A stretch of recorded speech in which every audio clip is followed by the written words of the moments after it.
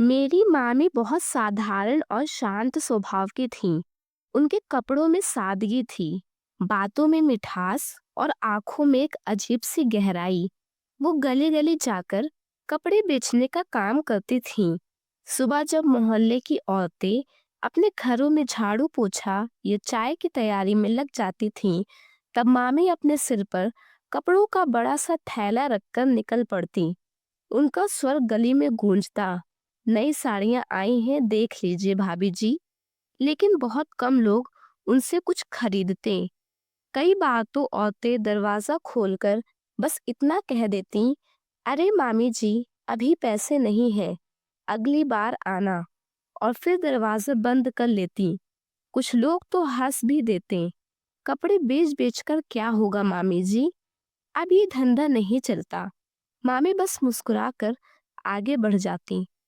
वो कभी किसी से नाराज नहीं होती, हमेशा कहती, कोई बात नहीं बेटा, मेहनत कभी बेकार नहीं जाती।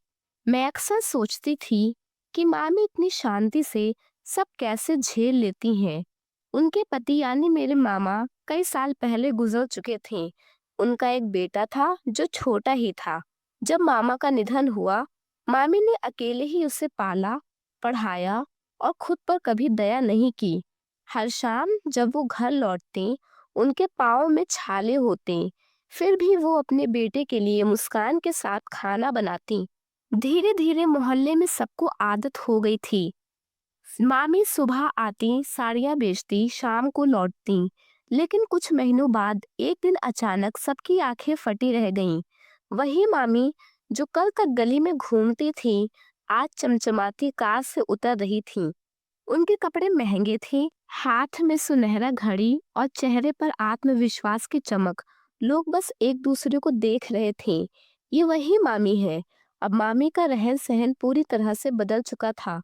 वो अब कपड़े बेचने नहीं जाती थी। उन्होंने एक बुटीक खोल लिया था, मामी कलेक्शन नाम से। उनका बेटा पढ़ाई पूरी करके उनके बिजनेस में मदद करने लगा था।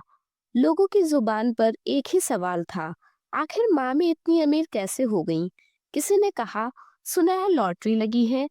दूसरा बोला, नहीं, किसी बड़े आदमी से साझेदारी की है।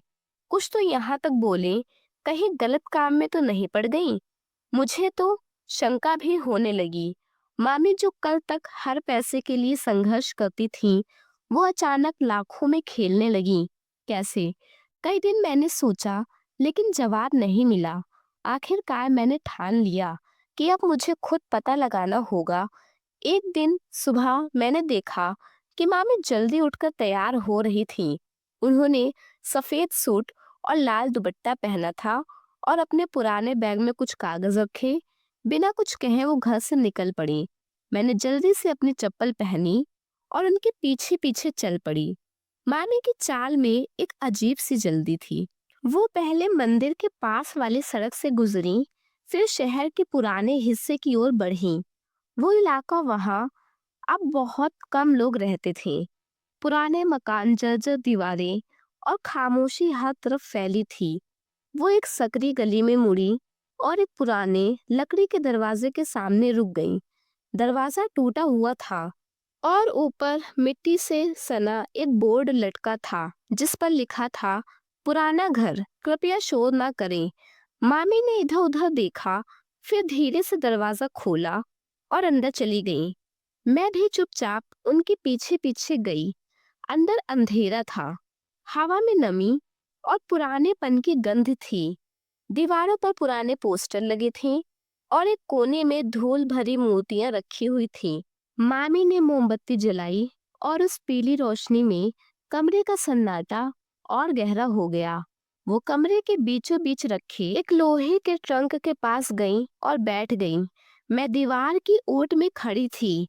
मामी ने ट्रंक खोला और जो मैंने देखा, उसे देखकर मेरा दिल धक से रह गया।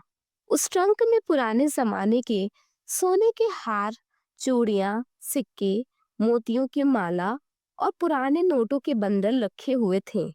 मामी उन्हें बहुत प्यार से उठाकर देख रही थीं, जैसे किसी पुरानी याद को छू रही हों। फिर उन्होंने ट्रंक से एक फोटो निकाला, एक बुजुर्ग औरत की, जिनके माथे पर बड़ी लाल बिंदी थी।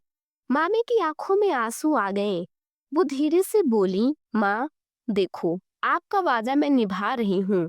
आपके गहनों से मैं और औरतों का घर बसाऊंगी।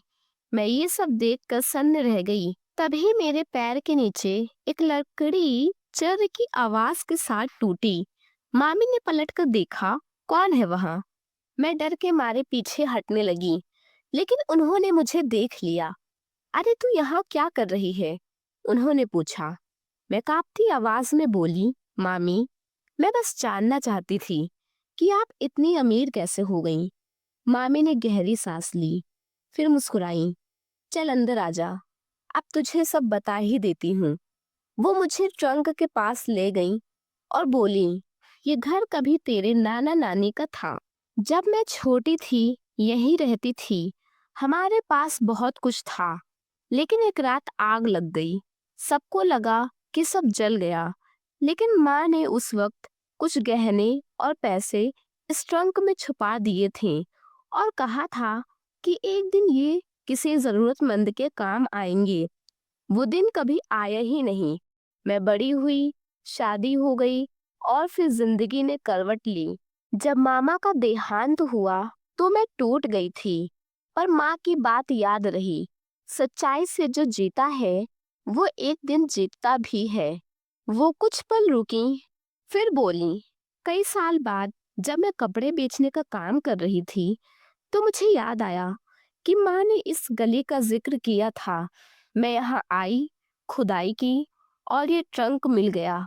लेकिन मैंने इन गहनों को बेचकर अपनी जिंदगी नहीं बदली। मैंने औरों की जिंदगी बदलने को ठाना। इन पैसों से मैंने औरतों के लिए सिलाई सेंटर खोला। शुरू में 5 औरतें आईं, फिर 10, फिर 50। आज सैकड़ों औरतें मेरे साथ काम करती हैं। जो पहले दूसरों के घरों में काम करती थीं, अब अपने हुनर से अपने घर चलाती हैं। उनकी बातें सुनकर मेरी आंखें भर आईं। कमरे की मोमबत्ती अब आधी जल चुकी थी और उसकी रोशनी में मामी का चेहरा पहले से भी ज्यादा शांत लग रहा था। मैंने कहा, मामी, आपने किसी को बताया क्यों नहीं? वो मुस्कुराई और बोली, लोग सुनते नहीं, बस निर्णय कर लेते हैं। उन्हें लगता है कि अगर कोई गरीब अमीर हो जाए तो जरूर कुछ गलत किया होगा।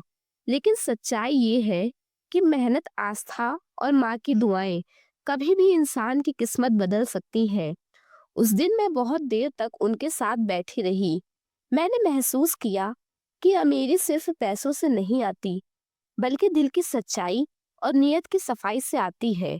अब जब भी मैं किसी को संघर्ष करते हुए देखती हूँ तो मामी की बात याद आती है। मेहनत करने वाला कभी खाली नहीं रहता, बस वक्त आने में देर लगती है। उस दिन के बाद मैंने मामी को कभी कपड़े बेचने वाली नहीं कहा। मेरे लिए वो जिंदगी बदलने वाली मामी बन गई, जिन्होंने अपनी मेहनत से न सिर्फ अपनी दुनिया बदली, बल्कि सैकड़ों औरतों के घरों में उजाला भर दिया। दोस्तों, अगर हमारी यह कहानी आपको पसंद आई हो तो हमारी इस वीडियो को लाइक कीजिए और ऐसे ही कहानियाँ सुनने के लिए हमारे चैनल को सब्सक्राइब कीजिए।